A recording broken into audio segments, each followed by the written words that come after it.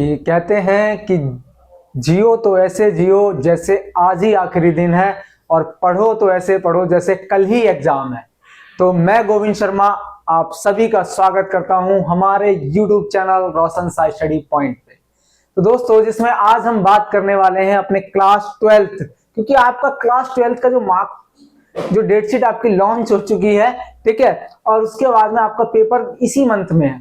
तो उसी की तैयारी के लिए मैं आपके लिए चैप्टर नंबर जो हमारा 3rd है, ठीक है, क्योंकि इससे पहले वाले चैप्टर की मैंने आपको मोस्ट इंपोर्टेंट क्वेश्चन आंसर्स करा दिए हैं, ठीक है, प्लेलिस्ट भी बना दी गई है, आपको बस देखना है और अपनी तैयारी को मजबूत करना है, ठीक है। अभी से पढ़ते हुए चलोगे तो जो हमारा फाइनल का एग्जाम आएगा उसमें बहुत अच्छा कर पाओगे, ठीक है, क्योंकि धीरे धीरे अगर आप चीजें समेटते चले जाओगे तो क्या होगा, वो आपके ऊपर बर्डन कम करेगी, ठीक है। तो उसी उपलक्ष्य में हमारा जो आज चैप्टर नंबर 3rd है, सोशियोलॉजी समाजशास्त्र क्लास 12th का, ठीक है, सामाजिक संस्थाएं, निरंतरता एवं परिवर्तन, उसके मोस्ट इंपोर्टेंट क्वेश्चन आंसर्स, ठीक है। तो आपको क्या करना है, इसको शेयर करना है, चैनल को सब्सक्राइब करना है और वीडियो को लाइक भी करना है। कोई भी दिक्कत आती है कमेंट भी करना है, कोई सजेशन देना चाहते हो तो आप वो भी कमेंट कर सकते हो। तो आइए बढ़ते हैं अपने पीडीएफ की तरफ ही। जैसा आप स्क्रीन पर देख पा रहे हो, क्वेश्चन नंबर 1, भारतीय समाज की प्रमुख संस्थाएं कौन सी हैं? तो भारतीय समाज की जो प्रमुख संस्थाएं हैं वो हमारे पास में है 3, जाति, जनजाति और परिवार। इन्हीं को हमें क्या होना है कि इन्हीं के व्यापक, इसको कह सकते हो, क्वेश्चंस बहुत सारे बन जाते हैं, ठीक है। तो इसमें ही क्या करना है हमें, जो हमसे 2 नंबर में क्वेश्चन पूछा जाता है उसका आंसर यहीं पर है, जाति, जनजाति और परिवार। बढ़ते हैं क्वेश्चन नंबर 2 की तरफ कि जनजातीय समुदाय से क्या अभिप्राय है, कि जनजातीय समुदाय किसको कह रहे हैं? तो जनजातियां ऐसे समुदाय होती हैं जो किसी लिखित धर्म ग्रंथ के अनुसार किसी धर्म का पालन, जैसे जाति जैसी कोई व्यवस्था नहीं होती, यानी कि जो किसी धर्म का पालन नहीं करती हैं, ठीक है, जैसे जाति के अंदर पालन किया जाता है धर्म का, ऐसा कुछ भी नहीं होता। इन सब में इसका अभाव देखने को मिलता है। ना ही वे हिंदू थे और ना ही किसान, उन लोगों को हम बोलते हैं जनजातीय समुदाय। बढ़ते हैं हम क्वेश्चन नंबर 3rd की तरफ, जो आपसे पूछा ही जाता है। ये वाला क्वेश्चन आपका 4 नंबर में भी पूछा गया है और 2 नंबर में भी पूछा गया है। मोस्ट इंपोर्टेंट क्वेश्चन है ये इस चैप्टर का, वर्ण और जाति में अंतर बताइए। तो वर्ण और जाति में अंतर क्या है? तो देखिए, सबसे पहला अंतर मिलता है हमें शाब्दिक अर्थों में। शाब्दिक अर्थों में कैसे मिलता है? शाब्दिक अर्थ में ऐसे मिलता है, वर्ण का मतलब होता है रंग, ठीक है, तो इसके लिए वही चीज है, वर्ण का अर्थ होता है रंग, और जाति क्या है? एक व्यापक शब्द है जिसको हम अपने जातीय समाज के अंदर, इसको कह सकते हैं समाज है उसके अंदर भी परिप्रेक्ष्य में यूज करते हैं। और कई बार क्या होता है, इसको हम स्पीसीज, उन चीजों में भी करते हैं कि किस पौधे की क्या जाति है, ठीक। इसके अलावा मनुष्य भी इसमें शामिल हो जाते हैं, जीव जंतु भी शामिल हो जाते हैं। किसी भी किस्म को संबोधित करने के लिए हम इसका प्रयोग करते हैं।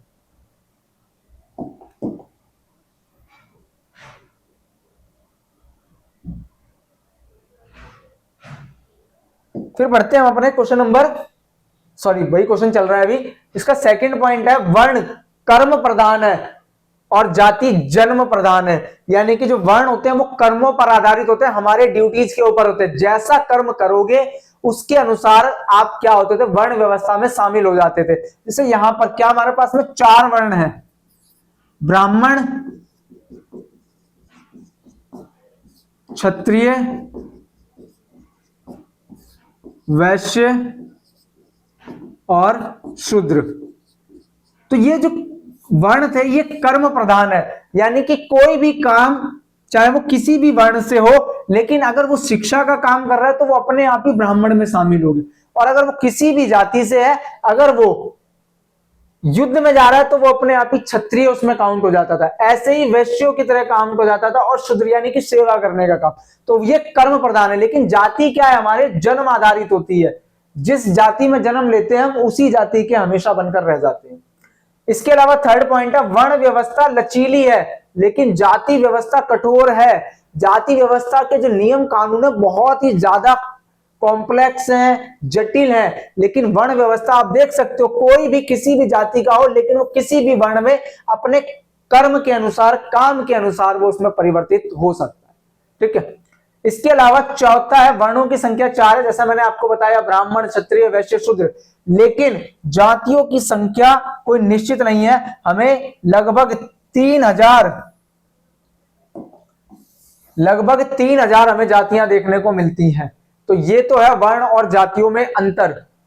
आई होप आपको चीजें समझ में आ गई होंगी। बढ़ते हैं अपने क्वेश्चन नंबर 4 की तरफ कि जाति शब्द को बताते हुए इसकी विशेषताएं बताइए। तो जाति शब्द क्या है? अंग्रेजी शब्द कास्टा की उत्पत्ति पुर्तगाली शब्द यानी कि कास्टा से हुई है, जिसको इंग्लिश में हम क्या बोलते हैं? कास्ट, CASTE, यही तो बोलते हैं कि कास्ट क्या है। तो ये जो अंग्रेजी शब्द है ये कास्ट का है। यहां से 1 नंबर के क्वेश्चन बनेंगे। किसके शब्द से हुई? तो पुर्तगाली शब्द है जिसका है कास्टा। तो पुर्तगाली शब्द है कास्टा, उससे अंग्रेजी शब्द बना कास्ट, और उसका हिंदी रूपांतरण है हमारा जाति, जिसका मतलब होता है विशुद्ध नस्ल। 1 नंबर के 1 क्वेश्चन है, इसलिए मैं लॉन्ग क्वेश्चन आपको करा रहा हूं, शॉर्ट क्वेश्चन। ठीक है, जिसमें आपके क्या होंगे, जो 1 मार्क्स से क्वेश्चन बन सकते हैं वो यहीं पर मैं आपको बताता हुआ चल रहा हूं। तो यहां पर क्या हो जाएगा, आपके बहुत सारे क्वेश्चन बन जाएंगे। जाति का जिसमें कह सकते हो अर्थ क्या है, तो विशुद्ध नस्ल। किस पुर्तगाली शब्द से बना है? कास्टा। कास्टा कैसा शब्द है? पुर्तगाली शब्द है। अंग्रेजी भाषा का शब्द क्या है? कास्ट। इसके अलावा जाति की सामान्य विशेषताएं, या तो ये 1 नंबर में पूछेगा, तो ये वाला आपसे 2 या 4 नंबर में पूछ लेगा।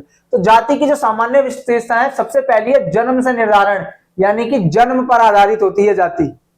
सेकंड, विवाह संबंधी कठोर नियम होते हैं इसके अंदर, क्योंकि इसमें क्या होता है, अपनी ही जाति में हम विवाह करते हैं। ठीक है, जिसमें कह सकते हो अपने सदस्यों पर विवाह संबंधी कठोर नियम लागू करते हैं।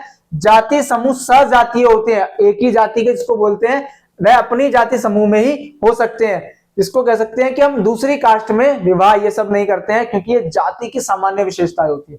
थर्ड, जाति अपने सदस्यों पर खान पान संबंधी नियम भी लागू करती है कि कौन सी जाति के हैं तो वो किस तरह का भोजन करेंगे, किस तरीके का भोजन नहीं करेंगे, ये सब कुछ जाति निर्धारित करती है। इसलिए कहते हैं कि समाज शास्त्र ऐसा सब्जेक्ट है जो अपने आप में सब कुछ समेटे हुए है, जो समाज की बात करता है, किस प्रकार का खाना खा सकते हैं और किस प्रकार का नहीं, किसके साथ खाना बांटकर खाना है और किसके साथ में नहीं खाना है, ये सभी कहीं ना कहीं हमारी जो जाति संस्थाएं होती हैं वो निर्धारित करती हैं। फिर इसी में आता है हमारा नेक्स्ट पॉइंट, जाति एक खंडात्मक संगठन है, अर्थात जातियों में भी उपजातियां पाई जाती हैं। बिल्कुल सही बात है ये चीजें, क्योंकि जातियां खंडात्मक है, बिखरी हुई हैं। जब जातियों को देखते हैं तो उसमें जातियां हैं, यानी कि अगर कोई भी एक जाति देख लेते हैं तो उसके अंदर बहुत सारी उपजातियां निकल कर आ जाती हैं। ठीक, तो उसको हम बोलते हैं जाति एक खंडात्मक संगठन। नेक्स्ट है हमारा जाति अधिक्रम पर आधारित व्यवस्था है। जाति व्यवस्था में प्रत्येक जाति को एक निर्धारित स्थान प्राप्त होता है, सभी के कार्य हैं। ठीक है, हर जाति को कहीं ना कहीं क्या करते हैं, कुछ स्थान दे रखा है और वो उसी के अनुरूप कार्य करता है, तो इसको बोलते हैं हम अभिक्रमित।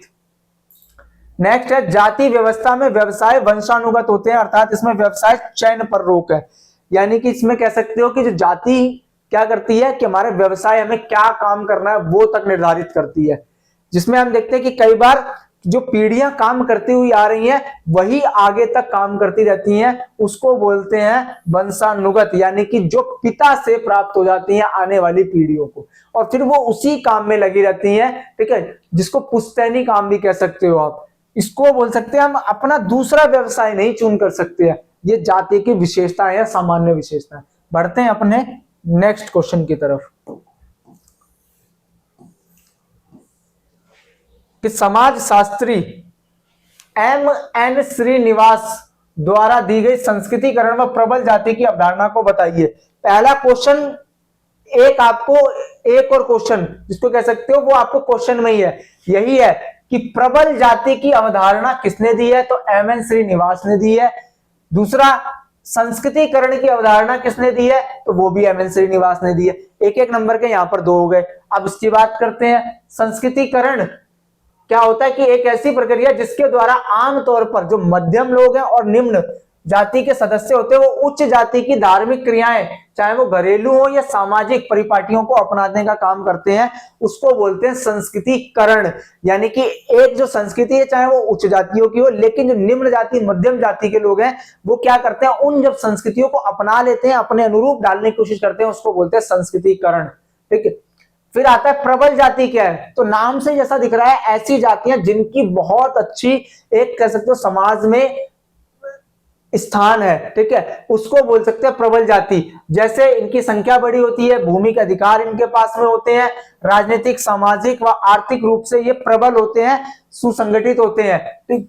और इसके अलावा जैसे एग्जाम्पल के लिए हमारे पास में क्या है, बिहार और उत्तर प्रदेश के यादव, ये क्या है, बिहार और उत्तर प्रदेश में बहुत ही ज्यादा प्रबल जाति में।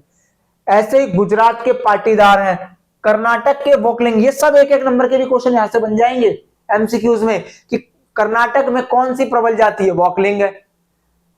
आपके उत्तर प्रदेश में कौन सी जाति प्रबल जाति के रूप में आती है, यादव है। ऐसे ही गुजरात में कौन से प्रबल जाति के उदाहरण है, पाटीदार है। तो इस तरीके से हमें क्या निकालने हैं, ये प्रबल जाति के उदाहरण है। ऐसे ही महाराष्ट्र के अंदर मराठे लोग हैं, आंध्र प्रदेश के क्या है, रेड्डी और खम्मा लोग हैं, पंजाब हरियाणा और पश्चिमी उत्तर प्रदेश में जाट है। तो ये सब भी आपके क्या है, प्रबल जाति के उदाहरण है। तो एक क्वेश्चन ऐसे करो, जब भी मैंने बोला था कि पढ़ो तो ऐसे पढ़ो जैसे कल ही एग्जाम है। ऐसा नहीं है क्या कहते हैं कि आपको सिर्फ ऊपर ऊपर से पढ़ना है, इस तरीके से पढ़ते चलिए ना, जिससे आपके एक क्वेश्चन कर रहे हो कितने सारे क्वेश्चन निकल कर आ रहे हैं। तभी कह रहा था कैसा कंटेंट कोई नहीं दे रहा है जिस तरीके से मैं आपको पढ़ा रहा हूं। ठीक है, आपका बस काम यही है कि आप मेरे को ज्यादा से ज्यादा सपोर्ट करिए। बढ़ते हैं फिर क्वेश्चन नंबर 6 की तरफ। परिवार का अर्थ बताते हुए परिवार के प्रकारों का वर्णन कीजिए कि परिवार क्या है। तो देखो परिवार क्या होता है, परिवार ऐसा समूह होता है जो हमारे लिए हमेशा तैयार रहता है। इसको कह सकते हो सदस्यों का वह समूह जो रक्त से भी आधारित है, विवाह या गोत्र संबंधों पर नातेदारों से जुड़ा होता है, उसको बोलते हैं परिवार, जो हमारे सुख दुख का साथी है। अक्सर होता है कि जब कोई नहीं आता तो हमारे साथ में हमारे पेरेंट्स खड़े होते हैं, ये चीज है हमेशा। ठीक है, तो हमारे को दो मिलते हैं मूल या एकाकी परिवार, विस्तृत या संयुक्त परिवार। तो जिसको हम बोलते हैं एकल परिवार। एकल परिवार में जिसमें कौन कौन शामिल होता है, माता पिता और बच्चे। ठीक है, तो माता पिता बच्चे और दादा दादी भी आ जाते हैं इसमें, ये चीज है। विस्तृत या संयुक्त परिवार में क्या है, आओ सब मिलेंगे। ठीक है, इसमें चाचा भी आएंगे, चाची भी आएंगी, ठीक है, मामा भी हो सकते हैं, मामी भी हो सकती हैं। यानी कि कहने का मतलब है इसमें जब जो भाई हैं उनका भी साथ में परिवार पूरा का पूरा रहता है, उसको बोलते हैं संयुक्त परिवार। ठीक है, इसमें क्या होंगे, माता पिता और अविवाहित बच्चे शामिल होते हैं, वो होते हैं एकल परिवार में। जब वो विवाहित हो गए तो अलग अलग पहुंच गए। ठीक है, संयुक्त परिवार अगर साथ में रह रहे हैं सब तो संयुक्त परिवार। अब इसमें ही हमसे क्वेश्चन पूछा जाता है यहां से कि निवास स्थान के आधार पर परिवार के भेद बताइए। तो देखो निवास स्थान के आधार पर है हमारे पास में दो, पितृस्थानीय और मातृस्थानीय। बाकी मैंने इस चैप्टर को बहुत ही डिटेल में कराया हुआ है, उसको भी देख लेना। ठीक है, आपके सारे क्वेश्चन वहां से क्लियर हो सकते हैं। इसके अंतर्गत नव विवाहित जोड़ा वर के माता पिता के साथ रहता है, यानी कि लड़के के साथ में रहता है जो भी नव विवाहित जोड़ा होता है। ठीक है, इसके अंतर्गत क्या होता है, जो मातृस्थानीय परिवार है, नव विवाहित जोड़ा वधू के माता पिता के साथ रहता है। यानी कि यहाँ पर लड़की आती है, जो पितृस्थानीय है वो रहती है लड़के के साथ में, लेकिन मातृस्थानीय में लड़का जाता है और वधू के घर पे रहता है। ठीक है, तो इस तरीके से बहुत सारे लड़के ऐसे खुश हो जाएंगे। बहुत बढ़िया व्यवस्था है ये तो। फिर है वंश के आधार पर। तो वंश के आधार पर भी हमें दो मिलते हैं, पितृवंशी परिवार और मातृवंशी परिवार। जिसके अंतर्गत पितृवंशीय में क्या होता है, संपत्ति जमीन जायदाद वंश पिता से पुत्र को मिलता है, ये होता है पितृवंशीय परिवार। और इसका ही उल्टा है मातृवंशीय परिवार, जिसमें संपत्ति जमीन जायदाद वंश मां से बेटी को मिलती है। फिर है सत्ता के आधार पर। सत्ता के आधार पर भी हमारे पास में दो है, पितृसत्तात्मक और मातृसत्तात्मक परिवार। जिसमें क्या होता है, पितृसत्तात्मक में पुरुषों की सत्ता व प्रभुत्व होता है और मातृसत्तात्मक में स्त्रियों की सत्ता व प्रभुत्व देखने को मिलता है। यानी कि पितृसत्तात्मक में पिता की चलती है और इसमें माता की। बढ़ते हैं अपने नेक्स्ट क्वेश्चन की तरफ कि नातेदारी को स्पष्ट करते हुए इसके भेद बताइए। ये आपसे 2-2 नंबर में भी क्वेश्चन है, डायरेक्ट पूरा नहीं पूछेगा। 4 नंबर में आएगा तो पूरा आ जाएगा, नहीं तो 2 नंबर में यही है, नातेदारी के प्रकार बताइए, नातेदारी क्या कहते हैं, और 1 नंबर के वैसे ही बन सकते हैं। तो नातेदारी व्यवस्था में समाज द्वारा मान्यता प्राप्त वे संबंध आते हैं जो अनुमानित और रक्त संबंधों पर आधारित होते हैं, जैसे चाचा मामा आदि। अब इसमें आते हैं प्रकार, 2 होते हैं, जिसको कह सकते हो आप विवाह मूलक नातेदारी और रक्त मूलक नातेदारी। तो विवाह मूलक में क्या हुआ है, विवाह के बाद में जो नातेदारी बनी है, विवाह से पहले नहीं है। विवाह करोगे तो अपने साथ में क्या लेकर आ रहे हो, साले साली, इधर से जब लड़की आ रही तो वो भी अपने साथ में, यहां पर रिश्ते बनेंगे देवर के, ठीक है, देवरानी, इसके अलावा सास ससुर, देवर भाभी, ये सब क्या है हमारे विवाह मूलक। रक्त मूलक यानी कि इसका संबंध खून का है, वो खून का रिश्ता, ठीक है, माता पिता, भाई बहन आदि, ये सब शामिल होते हैं नातेदारी। क्वेश्चन नंबर 8 है खासी जनजाति, इंपॉर्टेंट क्वेश्चन है ये वाला। खासी जनजाति में वहां के पुरुषों को किस प्रकार की समस्या का सामना करना पड़ता है। देखो खासी जनजाति में होता क्या है, वहां पर मातृवंशी परिवार है, तो इसकी वजह से क्या होता है, जो भाई होता है, ठीक है, उसको पुरुष जो भी कह सकते हो, ठीक है ना, तो उसमें क्या होता है कि उसको दोहरी भूमिका निभानी पड़ती है। एक तरफ तो उसको अपनी बहन की संपत्ति की रक्षा भी करनी है, और उधर की साइड में उसको अपने खुद के जो बीवी बच्चे हैं उनका भी पालन पोषण करना। तो इस तरीके से वो दोहरी भूमिका निभाता है, और इन द एंड कहीं ना कहीं वो पुरुषों के हाथ में ही सत्ता रहती है, ठीक, इसको समझ सकते हैं। तो खासी जनजाति और मातृवंशी संगठन, खासी जनजाति मातृवंशानुक्रम संगठन का प्रतीक है। मातृवंशी परंपरा के अनुसार खासी परिवार में विवाह के बाद पति अपनी पत्नी के घर रहता है, अभी बताया था मातृवंशी, ठीक है ना, यहाँ पर पत्नी पति के घर नहीं रह रही है, पति पत्नी के घर पे रहेगा, जिसकी वजह से अब यहां पर आती है थोड़ी सी समस्या पुरुषों को, क्योंकि वंश परंपरा के अनुसार उत्तराधिकार भी पुत्र को प्राप्त ना होकर पुत्री को ही प्राप्त होता है। 1 नंबर का यहां से भी बन जाएगा। कौन सी जनजाति में पुत्र को स्थान ना प्राप्त होकर पुत्री को होता है, तो वो है हमारी खासी जनजाति। तो खासी लोगों में माता का भाई यानी कि मामा माता की पुश्तैनी संपत्ति की देखरेख करता है, अर्थात संपत्ति पर नियंत्रण का अधिकार माता के भाई को ही दिया गया है। लेकिन जब तक वो जो उसकी बहन है वो कैपेबल ना हो जाए, जैसे वो कैपेबल हो जाएगी उसके पास में सत्ता आ जाएगी, लेकिन जब तक उसको देखरेख करनी होती, इस स्थिति में वह स्त्री उत्तराधिकार के रूप में मिली संपत्ति का अपने ढंग से उपयोग नहीं कर पाती है। इस प्रकार खासी जनजाति में मामा की अप्रत्यक्ष सत्ता संघर्ष को जन्म दे देती है, जिसमें कह सकते हो क्योंकि इधर बहन को अपना ढंग से वो कर नहीं पा रही है, क्योंकि लेकिन उसका अधिकार है, लेकिन कहीं ना कहीं भाई संभाल रहा है, तो इसी वजह से संघर्ष आता है। खासी पुरुषों को दोहरी भूमिका निभानी पड़ती है। एक और तो खासी पुरुष अपनी बहन की पुत्री की संपत्ति की रक्षा करता है, और दूसरी ओर उस पर अपनी पत्नी तथा बच्चों का लालन पोषण का भी उत्तरदायित्व होता है, जो मैंने आपको स्टार्टिंग में बताया था। दोनों पक्षों की स्त्रियां बुरी तरह प्रभावित होती हैं कि इधर से उसको अपना जो मातृवंशी परिवार से उससे मिली हुई है जायदाद वो संभालनी है, इधर उसके मामा है वो भी संभाल रहे हैं। तो मातृवंशी व्यवस्था के बावजूद खासी समाज में शक्ति कहीं ना कहीं पुरुषों के आसपास ही घूमती है। तो आई होप आपको ये चीज क्लियर हो गई होगी। अब बढ़ते हैं अपने क्वेश्चन नंबर 9 की तरफ। जाति और जनजाति में अंतर बताइए, ये भी इंपॉर्टेंट क्वेश्चन है, मार्क कर लीजिए। तो आइए ना बढ़ते हैं, जाति और जनजाति में क्या अंतर है। तो पहले जाति को देखते हैं। जो चीज एक याद कर लेना दूसरी अपने आप याद हो जाती है। जाति शुद्धता और अशुद्धता पर आधारित होती है, कर्मकांडीय इन चीजों पर चलती है कि क्या शुद्ध है क्या अशुद्ध है, ये चीज इस पर। लेकिन जनजाति में ऐसा कुछ नहीं है। उनका यानी कि जाति का धर्म में विश्वास होता है, स्टार्टिंग में बताया था, ये धार्मिक क्रियाएं करती हैं, अपने देवी देवता इन सबको पूजा जाता है। जाति का लिखित धर्म ग्रंथ भी होता है, चाहे जैसे भी हमारे पास में अपने अपने धर्म ग्रंथ है, वो सब चीज होंगी। फोर्थ, जाति एक अधिक्रमित संगठन है। इसमें क्या होता है, हर एक के कार्य जिसको कह सकते हो स्थान दिया गया है उसको हम क्या करते हैं, पूरा करते हैं। जनजाति में इन सब चीजों का अभाव है। नंबर 1, जाति नातेदारी पर आधारित होती है। यहाँ पर कोई भी शुद्धता अशुद्धता का अभाव देखने को मिलता है। इनका कोई अपना धार्मिक ग्रंथ नहीं होता, ये लिख सकते हो आप यहाँ पर, शुद्धता व अशुद्धता पर आधारित नहीं होती।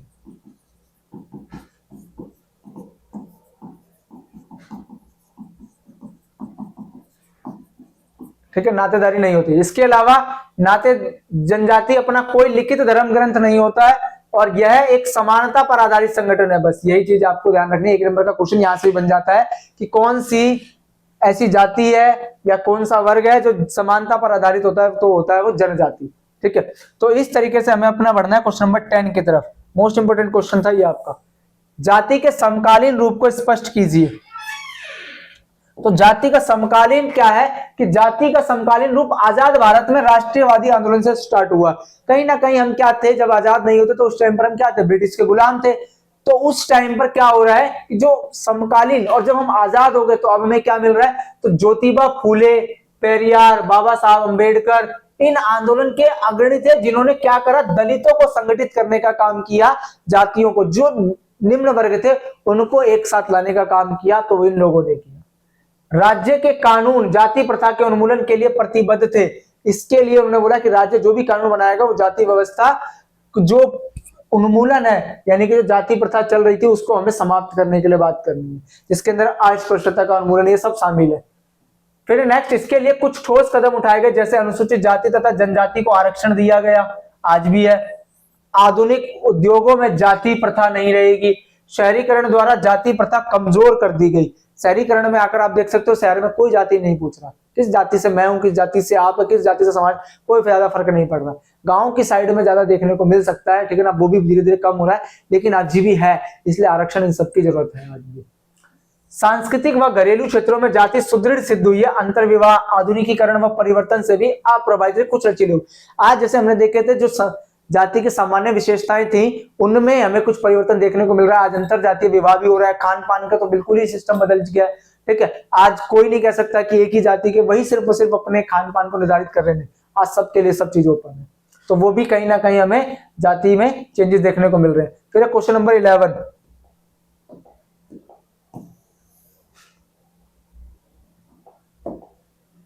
कि मुख्य धारा के लोगों का जनजातियों के प्रति क्या रवैया है उसे बताइए। तो जनजातियों को राजनीतिक तथा आर्थिक मोर्चे पर साहूकारों तथा महाजनों के दमनकारी कुचक्रों का सामना करना पड़ा है, उनको सहना पड़ा है, जिसकी वजह से क्या हुआ, 1940 के दशक के दौरान पृथक्करण व एकीकरण विषय पर बहस छिड़ गई। पृथक्करण इनको अलग कर देना चाहिए, एकीकरण इनको समाहित कर लेना चाहिए, ये दो बहस निकल कर आई। यहीं से आपसे क्वेश्चन भी बन जाते हैं, इंडिविजुअल क्वेश्चन भी बनते हैं। पृथक्करण और एकीकरण क्या चीज है आपका। तो पृथक्करण क्या है, कुछ विद्वानों का मानना था कि जनजातियों की गैर जनजातीय समुदाय से रक्षा की जानी चाहिए, ये कुछ विद्वान मानते हैं। ठीक है, कि जिसमें कह सकते हो कि जनजातियों की रक्षा करनी है हमें गैर जनजातीय लोगों से, क्योंकि ये सभी लोग जनजातियों का अलग अस्तित्व मिटाकर उन्हें भूमिहीन श्रमिक बनाना चाहते हैं। उनका मानना यह था कि जो मुख्य धारा के लोग हैं वो इनको हटाकर और इनको इन्हीं की जमीन पर क्या बना देंगे, भूमिहीन श्रमिक, यानी कि इनकी जमीन अब रहेगी नहीं, अपने कब्जे में कर लेंगे और क्या हो जाएगा, इनसे काम करवाया जाए, ऐसा इनका। एकीकरण क्या है, कुछ विद्वानों का मत था कि जनजातियों के विकास पर ध्यान देना चाहिए, ये भी हमारा ही है, कहीं ना कहीं इन्हें भी हमें अपने साथ में लेकर चलना पड़ेगा। जल जंगल जमीन इनके ऊपर इनका अधिकार होना चाहिए, इनको रक्षा करनी चाहिए इनकी, ठीक है, और इनको विकास के पथ पर लेकर जाना चाहिए। बढ़ते हैं क्वेश्चन नंबर 12 की तरफ। वर्तमान समय में जाति व्यवस्था में किस प्रकार परिवर्तन देखने को मिलता है। तो सबसे इजी क्वेश्चन है ये वाला, लेकिन पूछा जाता है, इसका अभी मैं थोड़ी देर में जिक्र भी करा था मैंने। नंबर 1, खान पान। आज खान पान बदल गए हैं बिल्कुल ही, जिसमें कह सकते हो कोई भी जाति के आधार पर खान पान को नहीं मान रहा है, कोई भी जिसका मन आ रहा है वो चीज खा रहे हैं, तो ये सब हमें कहीं ना कहीं जाति व्यवस्था को कम करना है। नेक्स्ट है तकनीकी शिक्षा। तकनीकी शिक्षा पाकर क्या हो गए हैं, प्रशिक्षित हो गए हैं, प्रशिक्षण मिल गया है।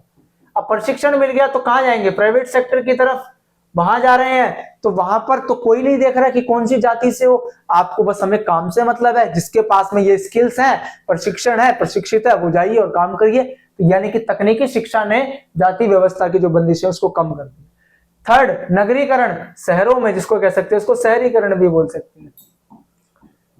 तो इससे क्या हुआ, नगरीकरण से आए तो इसमें हमें काम से मतलब है, कोई मतलब नहीं है कि आप किस जाति से हो, क्या है, कोई फर्क नहीं पड़ता। सरकारी नीतियां जैसे आरक्षण, आरक्षण भी आपको दिया गया, तो जिसमें क्या हुआ कि जिससे जाति इन सब व्यवस्था को खत्म करने की बात करी गई। इसमें आपका सरकारी, जिसको कह सकते हो नौकरियों में और आपके शिक्षण संस्थानों में, सरकारी नौकरियों और शिक्षण संस्थान, इनमें आरक्षण दे दिया गया, जिससे ये भी जो उच्च जाति के जहां पर पहले काबिज होते थे अब वहां तक ये भी पहुंच सके। फिर है राजनीतिक और उद्योग व्यापार। राजनीति में भी जातियां शामिल है, जिसमें कह सकते हो कि लोकसभा के अंदर सीट रिजर्व्ड है, 84 सीट्स रिजर्व्ड है, और 47 आपके एसटी के लिए रिजर्व है, या एससी के लिए, एसटी के लिए। तो ये राजनीति के अंदर आ सकते हैं, ऐसे उद्योग कर सकते हैं पहले, जबकि क्या था कि ये निम्न जाति के, तो ये सिर्फ खास वर्ग, खास काम तक ही सीमित रहेंगे। आज ऐसा कुछ नहीं है, कोई भी उद्योग ये सब लगा सकते हैं। तो ये परिवर्तन देखने को मिलते हैं। बढ़ते हैं अपने क्वेश्चन नंबर 13 की तरफ। उपनिवेशवाद तथा जाति के बीच संबंध को स्पष्ट कीजिए।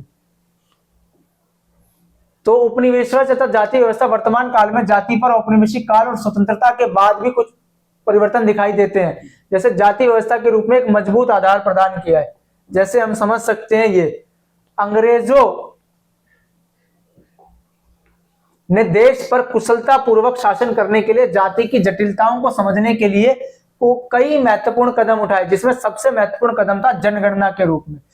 अंग्रेजों को समझ में आ रहा था कि भारत बहुत ज्यादा विविधता भरा देश है और इसके अंदर बहुत सारी जातियां विद्यमान है, तो उनके लिए उसने क्या करा, जनगणना करवाई कि पता कर सकें कि कौन सी जाति के कितने लोग यहाँ पर रहते हैं। जैसे जनगणना को 1860 के दशक में स्टार्ट किया गया था, लेकिन 1881 से लगातार जनगणना होती है हर 10 वर्ष में, यानी कि उससे पहले नहीं हो रहा था। 1881 से क्या हुआ, हर 10 वर्ष। तो फिर अगला कब होगा, 1891। इस तरीके से चलती रही और लास्ट जो जनगणना हुई है वो 2011 में हुई है। 2021 की होनी थी लेकिन हो नहीं पाई है, अभी कोरोना आ गया था इसलिए। अब देखते हैं कब होगी, ठीक है। तो वो चीज है। फिर है 1901 में हर्बर्ट रिजले के निर्देशन में कराई गई जनगणना में जातियों और उसके सामाजिक अधिक्रम के बारे में जानकारी एकत्रित की। यहां से क्वेश्चन उठेगा कौन से उसमें था, तो 1901 में करी थी, हर्बर्ट रिजले ने उसका निर्देशन दिया था। फिर है इसमें नेक्स्ट, इसमें भू राजस्व व्यवस्था व उच्च जातियों को वैध मान्यता दी गई। और फिर आता हमारा भारत सरकार का अधिनियम 1935, भारतीय शासन अधिनियम 1935 में अनुसूचित जातियों व जनजाति को कानूनी मान्यता प्रदान की गई। इसमें उन जातियों को शामिल किया गया जो औपनिवेशिक काल में सबसे निम्न थी, इनके कल्याण के लिए योजनाएं बनाई गई। यानी कि जो 1935 का गवर्नमेंट ऑफ इंडिया एक्ट आया था, उसमें जो जातियों को पहले मान्यता नहीं दी गई थी उनको मान्यता दे दी गई, जो निम्न जातियां थी उनके लिए भी योजनाएं तैयार की गई। और इसके बाद बचता हमारा आज का लास्ट क्वेश्चन, ठीक है। कहने के लिए 14 क्वेश्चन है, बट इसमें अगर आप देखोगे तो मैंने बहुत सारे आपको एक नंबर के, 2 नंबर के उन चीजों को भी बताया, तो ये कहीं ना कहीं बहुत ज्यादा इस चैप्टर से 20 प्लस क्वेश्चन आपके बन जाते हैं। तो जनजातियों के वर्गीकरण को समझाइए, यहां से बहुत सारे बन जाएंगे।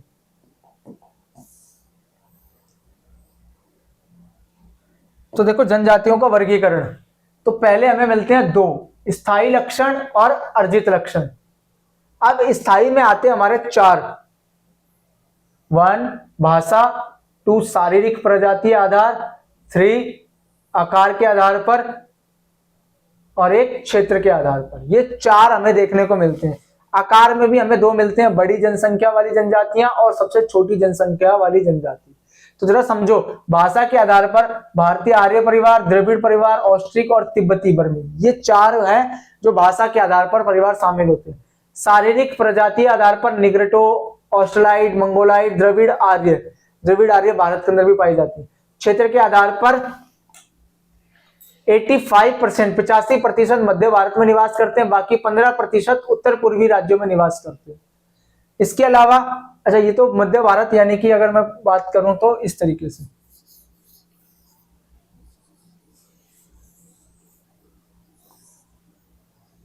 आज मैप बढ़िया तो बना नहीं है,